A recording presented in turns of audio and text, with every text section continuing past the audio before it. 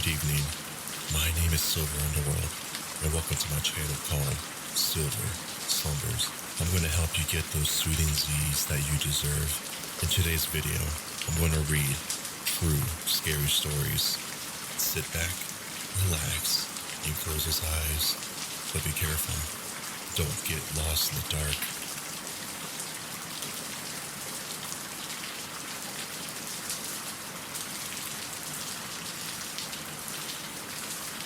Okay, so I used to live in a small town in rural Canada.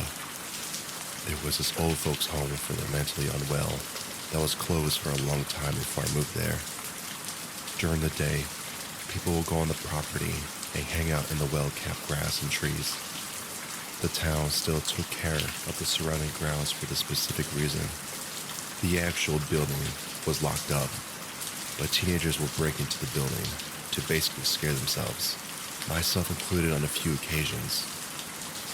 Unusually, with 5 people or so, a little drunk or a bit high, but even stone cold sober, it was lots of fun. Probably due to the feeling of somewhat safe in numbers, and literally nothing actually happened that could be easily explained with logic, noises, paper shifting, etc. Inevitably, the large group of teens that we were would make too much noise and the cops would get called. One night, me and my best friend, who is a serious skeptic, decided to break into a part of the building we knew hadn't been gotten into by anyone. This time, just the 2 of us, because the more people you bring, the more likely the police are going to show up due to a disturbance being called by someone living across the property. We've had to book it from the cops before, and we didn't want to tonight, especially if we were going to a place that no one has ever been to before. To get an idea of what it looks like, 5 stories tall with 4th and 5th stories high, making a slight tower jutting out from the middle, old brick in the front, modern cement blocks that were painted over like in schools. At the back where you can tell stuff was added in years later. The newer parts of the building had been broken into by kids, a lot. But the main building had thick metal walls, and the windows that might be able to be open were on the 3rd story. Looks like an old school church, asylum, all cobbled together. There were other little structures around the main floor. Pool house, gymnasium, all ransacked by us idiot kids. Not the main floor of the old building though. We climbed onto the roof of the boiler room at the back of the building by piling up furniture debris we found on one of the ransacked storage buildings behind the main building. We pulled off one of the plywood covers, nailed over a hole in the roof for skylights or a missing vent, not sure, but that led into the boiler room and used the pipes along the ceilings and walls to climb down. This part of the building looked semi-modern, and you could tell that it was added closer to when it was closed. There was an exit that only opened from the inside, so at least leaving would be easy if needed. Me and my buddy are pumped at this point. The pipes made it easy to get down, and everything was going good as it could. We make it our way down from the room and find the door leading to the untouched main floor of the building. We're expecting the doors to be locked like all the other metal ones, but I opened with an achy, loud against the silence creak.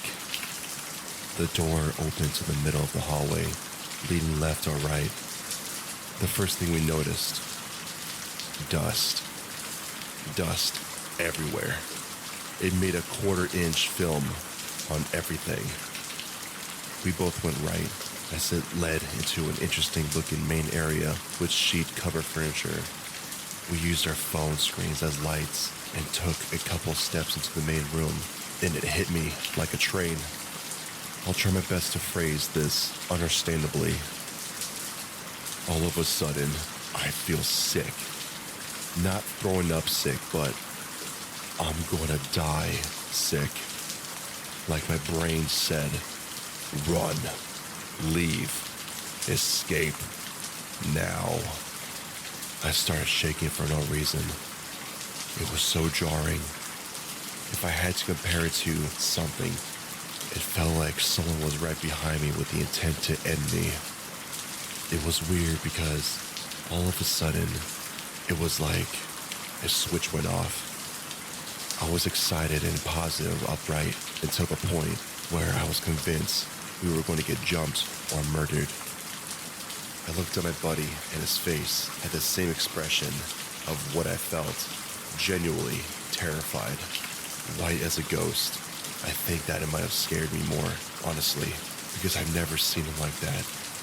Remember, neither of us saw anything at this point. No ghost, no distinct noise after the door creak, no creepy dolls or skeletons, just thick dust. Ink sheets covered furniture. It made no sense that I felt so threatened. And looking at my friend, I knew what he felt too.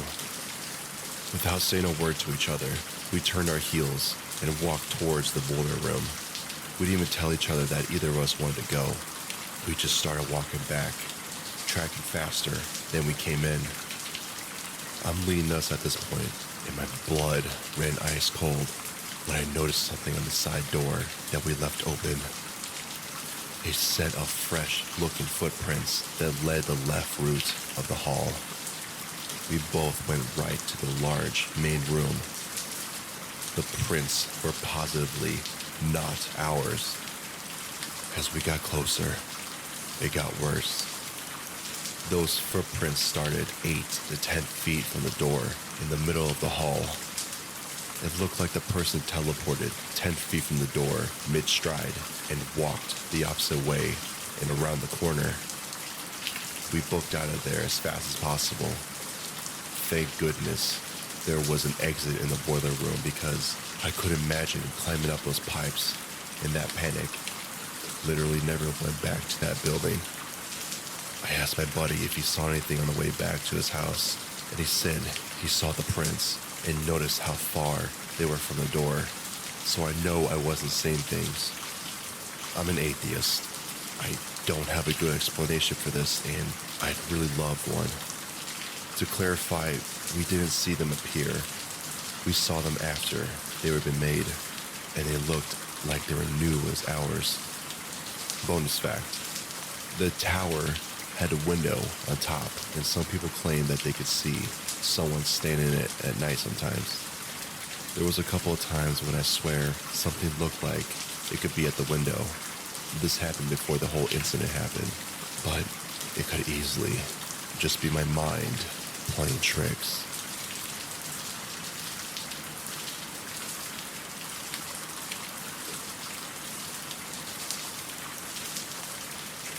Me and my brother live in a house in a whale-populated area. We know the neighbors fairly well, but aren't particularly friendly. We don't hate them, but we don't hang out or have grill-outs or anything. Anyway, we were dead asleep the other night, and I heard what sounded like someone stomping up and down our porch. Thinking it was just my brain messing with me, like a dream I hadn't completely woken up from or something, I just ignored it and rolled over. Then I heard the doorknob jiggling on the front door. I grabbed something to defend myself and woke my brother to make sure someone else heard it too and that I wasn't going crazy. We both went to the front of the hall where the door was, and the doorknob was still shaking. We approached the door and my brother yelled, "You have exactly 3 seconds before you get more what you came here for." Then the jiggling stopped and a loud bang was heard like someone punched or kicked door. It didn't open and we didn't hear anything else. I turned the porch light on and peered out the window and saw no one. We both were a bit shook and went to sit down and try to relax.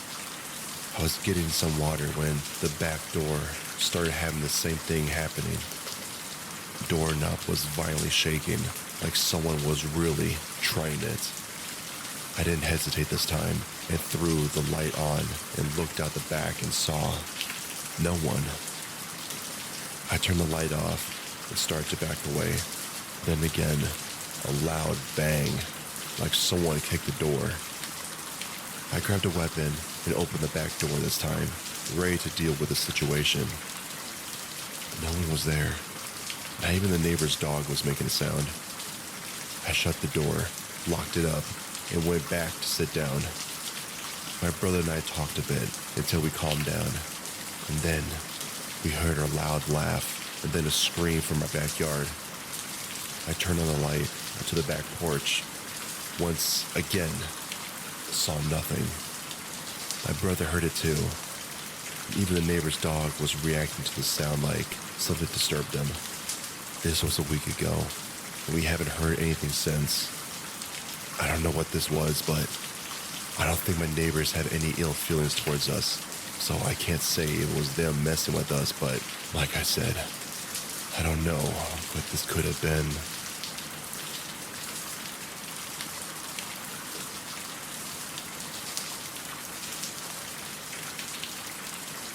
So, I want to get this out of the way now. I live in Michigan. Not exactly the nicest area either. There have been multiple occasions, which have been caught on video, of people either trying to steal my mom's car, our 2 generators, which we used when our power goes out, because we don't have a lot of money and sometimes it goes off, or break into our house entirely. It's gone far enough for someone to break into our sunroof before our family dog scared them off. Anyways, we recently moved the camera, which does have a motion light on it, to the front fence to watch the cars. It was previously hooked up on the garage to get a view of the back. The reason for moving it was because we have a small driveway and can only park 1 car in it without things getting cramped. The garage itself holds 2 motorcycles. One is my brother's and one is my stepfather's. Now, I have had encounters with these people trying to break in before. I even caught the car that they were in, and I've caught them 3 times in the backyard. Now, we can get to the actual relevance of this whole post. 2 nights ago, I was towing the garbage out. It was 10:30 p.m., and I wanted to do it before I got in the game because I knew I'd forget it if I didn't. I tossed it in the bin, and there is considerable space between our 3 garage cans. And after I tossed it in, I heard something scurrying off. But without our motion light, I couldn't exactly tell what it was since it was pitch black outside. I wasn't exactly scared since one of our bins has a hole in it. We get a lot of raccoons all the time. I figure I scared it off. So later in the night, around 1:30 in the morning, I decided to hang with my brother for a bit, and we went riding around town on a motorcycle. And we got back 15 minutes later. He pulls into the driveway, and since we, as of now, are running off a generator, which can't power the garage, he tells me to pull the garage hood up manually. While he backs his work truck up, he does repo, as in repossession of vehicles. So I opened it, as he's backing up, and the red lights make sight actually possible in the backyard. When he's backing up, I heard something scurrying off inside the house again, and I turned my phone flashlight on this time, since I actually had it on me. I literally said the words out loud when my brother asked me what's wrong. Nothing, just a raccoon in the trash. Turn my light on. Boom. There's this I don't know. It didn't look like a dog, but it was on 4 legs, and that's all I could see before I screamed out loud and started bolting the other way. Now, it could have been a really big and fluffy dog, but this thing was massive. My brother's 200 pounds, and it was bigger than him, and it was big enough to break the hing on our fence. I didn't actually see it do this, since I was down the street, but now the fence has a padlock. The part that still confuses me is yesterday morning, I looked and there were no tracks, and the thing made no noise. I wanted to post this to see if anyone may have found help on what this was. But anyway, it's 3:50 in the morning, and remembering this thing terrifies me. I'll check the post tomorrow.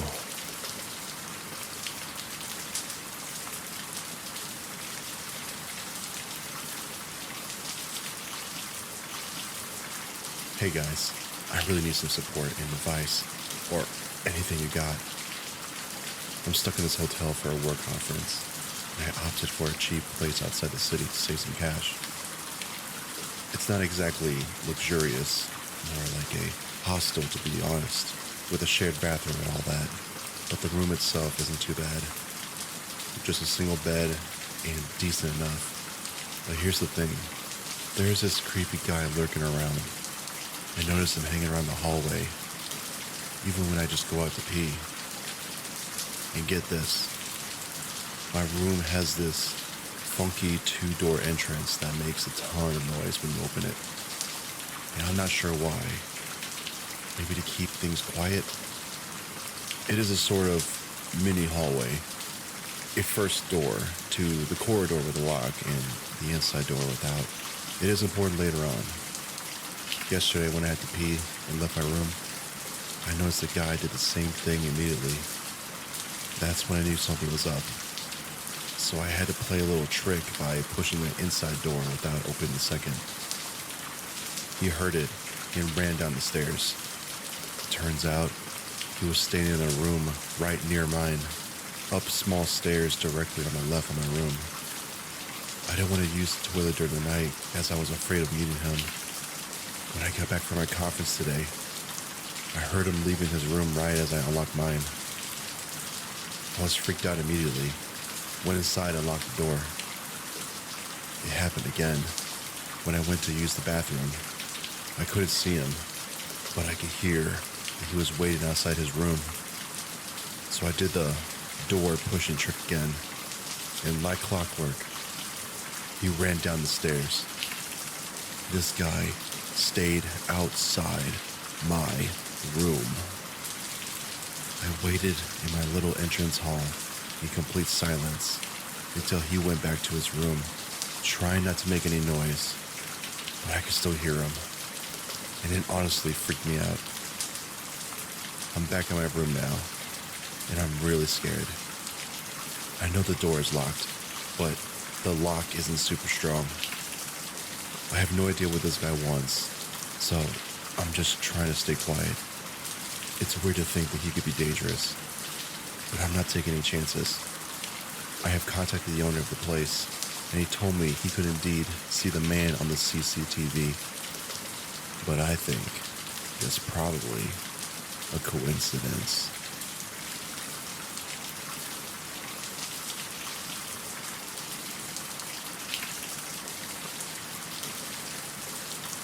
My mom works at a college as a janitor. She has the midnight shift, 3 a.m. to 11 a.m. Each janitor work at a designated building and are alone at most nights. The building my mom starts at is a factory type of a building. The exterior part of the door has no handle and it's impossible to open without a key. My mom drives a little truck to go from building to building.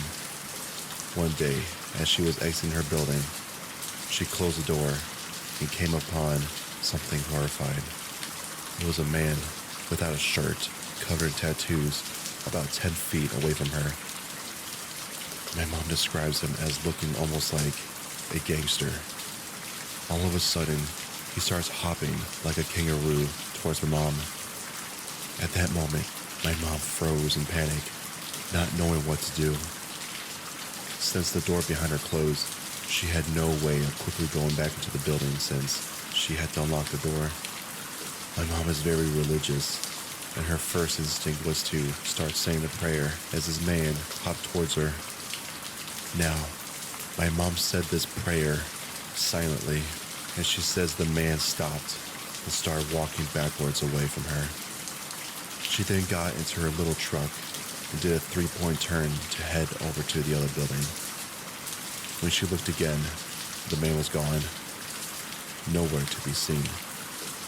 Now, It's not uncommon for my mom to stumble upon something strange on her job. She had doors shut on her, toilets flushed, and she even saw a man with glowing red horns on her way back from work.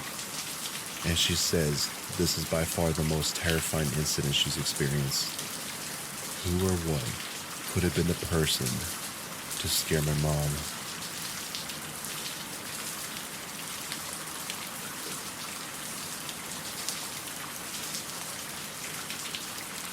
I grew up in New York. My family has a vacation house in Albany that we go to whenever we have free time. I don't go there much anymore because I'm in my 20s and I'm busier with work. I also have some bad memories of that house, so I prefer not to sleep there. The house is big and really beautiful. It's by a lake, and it was actually a new building, so it's updated.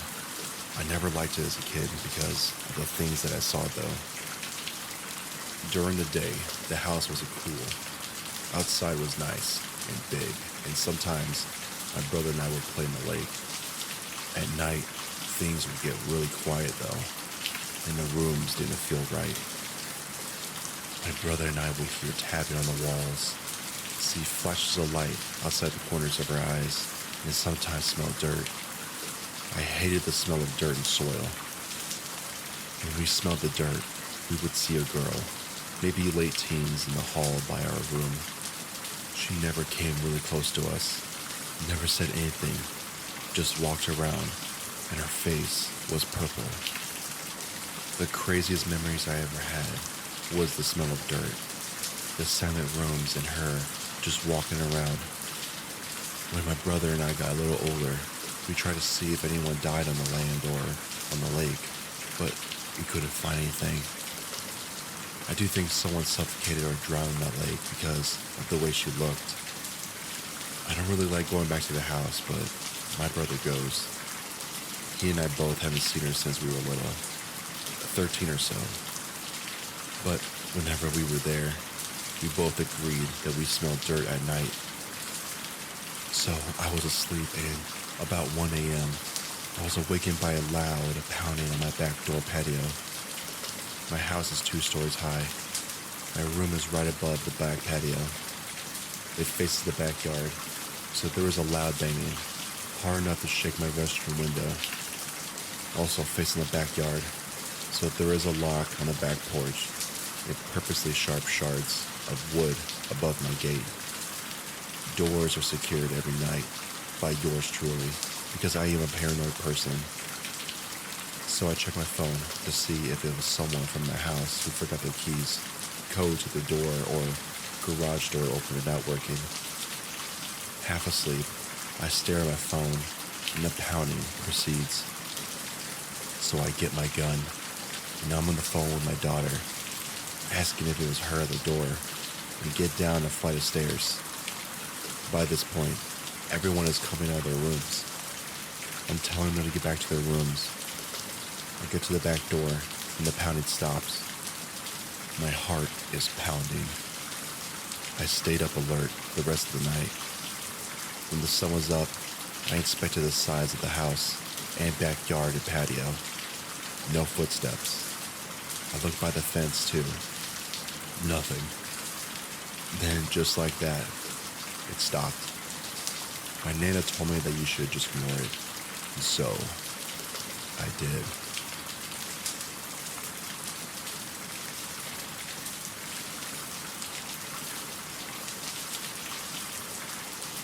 Back when I worked at McDonald's about 2 months ago, I would walk to either of the local Subway or Dairy Queen.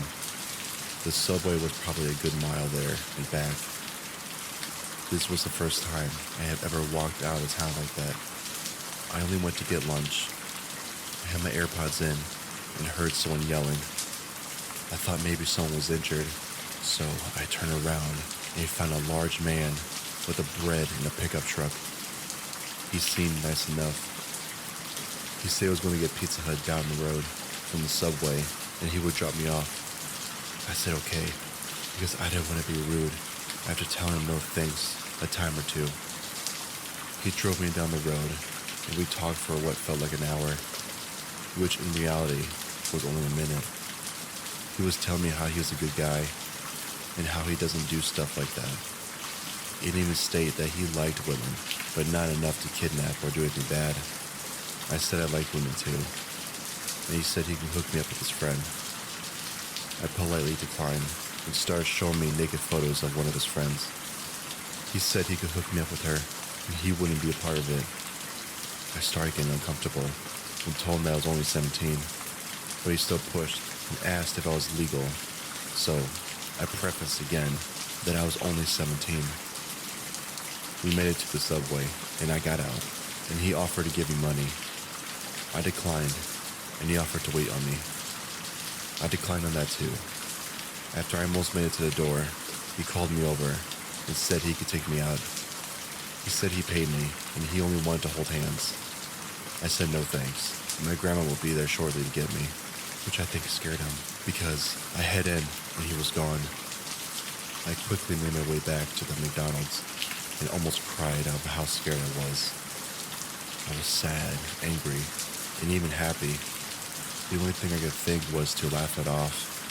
I don't think I'm gonna walk around and get in people's cars, even if they have a nice intent ever again.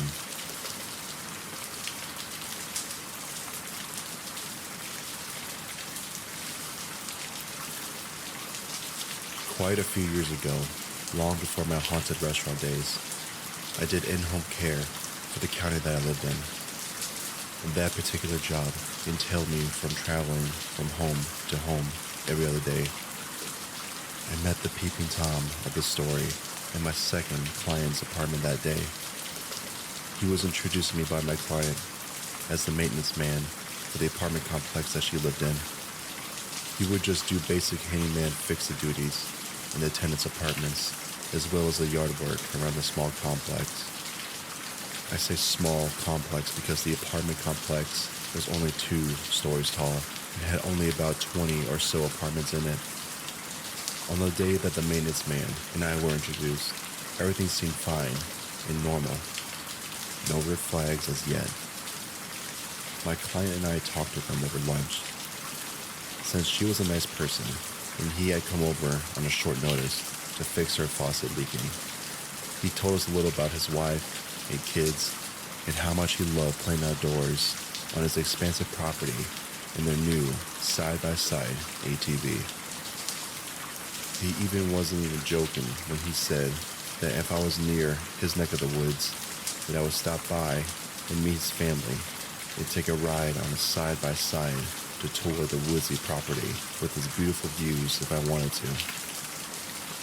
Fast forward a few weeks later, when I needed to hire him at my new house to do some emergency plumbing, because my normal plumber was away on vacation time, my client agreed that he would be a great fit for the job, plus he would really need the extra money. So she gave me his business card, and I called him up to schedule for the next morning. He showed up on time and did the work, although I did find it, to be honest, a little bit janky, if I may say so. He did work, it was just that he didn't even bother to get the right parts to make the plumbing permanent, so I ended up with a sort of a long-term temporary fix. Everything was fine after he did the job. He left still, showing no red flags or anything, until later that month. That is when he began to call me for really weird reasons. Like he would just want to know if I was working with the client the next day or whatever. He wanted to know that because, according to him, he needed to do some work that she called him about, but he wasn't able to reach her on the phone. Weird, I thought, especially since I thought he had worked on our apartment complex almost every weekday. So why wouldn't he just knock on her door or let the manager know? I brushed it off, considering I just moved into that house, and I had a lot of work to do to make it more livable and comfortable. But soon enough, the calls came more and more frequent. Over the next couple of weeks, until I woke up with 17 voicemails from him in one morning. Enough was enough with that. I decided right then and so, when I went to work for my client the next day, I showed her all of his voicemails. She was absolutely appalled at seeing them all, and she immediately called the apartment manager and informed them of the situation with the maintenance man. I would be lying to say that it wasn't totally awkward after my client made that phone call, but unfortunately, it was. At first, I was able to simply ignore him and go on about my job, and I wouldn't be writing this if that all was what it really was. The calls began to really ramp up this time. Eventually, they turned to inconsistent texts, and some were almost inappropriate in nature. They were all still nonetheless quite creepy indeed. To my great dismay though, I thought I was beginning to hear something strange outside my house at night. At first I figured that was just some local wildlife, which we get a lot around here in this country where I lived in. But since I happened to know a little bit of tracking, I got bored one late afternoon and decided to go out exploring and track a little. I was horrified and found several human man-sized 13-inch outsole blueprints all around my house and field. I brought up my measuring tape to make sure, and sure enough, it looked like as though someone has been trespassing around outside my house and outside my bedroom window. I just knew deep in my gut that that was all the strange sounds I'd been hearing late at night. I went out to the local electronics store the very next day after I got off work and purchased a motion sensor night vision camera for still pictures and a small night vision live camera for outside that I could see on my TV. At first, unfortunately, the game camera didn't really come up with any good pictures except for some deer and a skunk. But one night, as I sat there in front of my TV all by myself, I decided to switch from the satellite dish to the live camera that I placed outside a couple of days prior. I didn't see anything at all for the first few minutes, but that all quickly changed. I began to hear the faint and familiar sounds of light footfalls outside. Then, to my absolute and complete horror, I watched on my TV as a man in a dark hoodie walked right past my camera. I instantly froze, not knowing what to do. I didn't dare move a muscle or even breathe as I listened to him creep past outside my window. In my mind, my heartbeat must have been audible for him to slip past outside. I don't know why I didn't call the cops right then and there, but I figured he was probably already gone since all had gone silent outside once again. It wasn't until 2 weeks later, when I returned home from work, to find both my front security screen that I had locked standing open along with the previous locked front door gate open, that I was forced to call the police finally. They sent an officer out, but all he could really do was look at the footprints outside my bedroom window and take a report.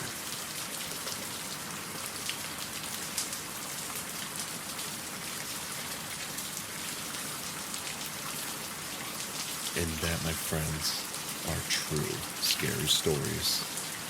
If you are awake, please check out the next video in the playlist. If you are asleep, maybe you could possibly hear me in your dreams. But be careful. Don't get lost in the dark.